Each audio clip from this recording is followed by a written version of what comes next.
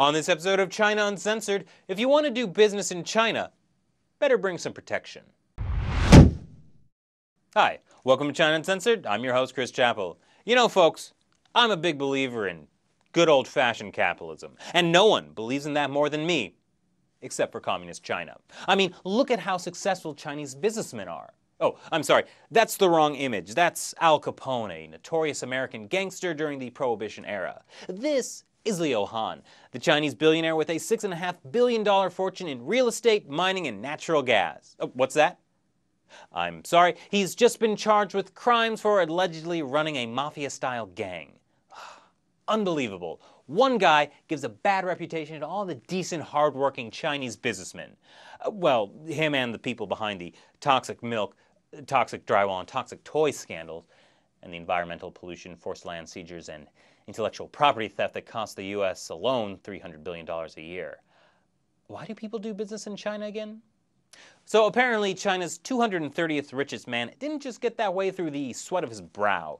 He also bullied villagers out of their land, had his associates kill 9 people, which they confessed to, and smuggled guns. You know, the usual. He was charged with a total of 21 different crimes, including murder, fraud, extortion, gun running, and illegal detention. Wow. It's obvious Leo really overstepped his bound. Everyone knows that illegal detention is only legal when the government does it. Not to mention bullying villagers out of their land. That's clearly the job of local officials. The point is, Leo was the kind of guy who didn't let law get in his way, though neither were the 35 others, including his brother, that were working for him. But he wasn't a gangster. He was a well-connected businessman. It's just that in China, the difference between a gangster and a businessman is more about who you know than about what you do. And Leo knew some pretty important people.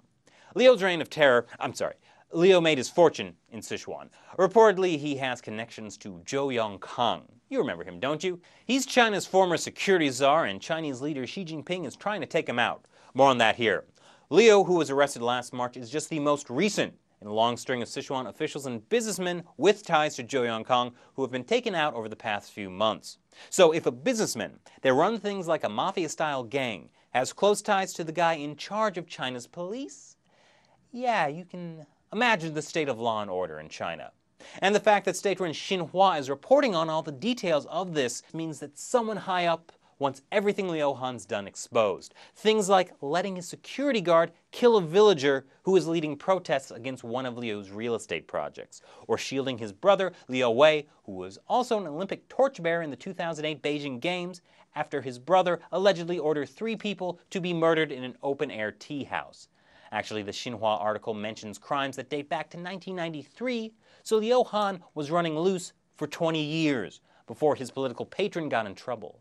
If Zhou Yongkang weren't being investigated, Leo Han would still be out there right now. So with a story like this, it gives you a really clear picture of just how corrupt and shady businessmen and officials can be in China. Maybe the Western business world will think twice before putting its money there. Oh, what's that? Seems shares for the Sichuan Jinlu Group, a company Leo Han headed, jumped 10% despite his arrest. Is it too late to sign up for that expedition to Mars? So how do you feel about doing business in China? And who else wants to join me on Mars? Leave your comments below or on the China Uncensored Facebook page. Once again, I'm Chris Chappell. See you next time.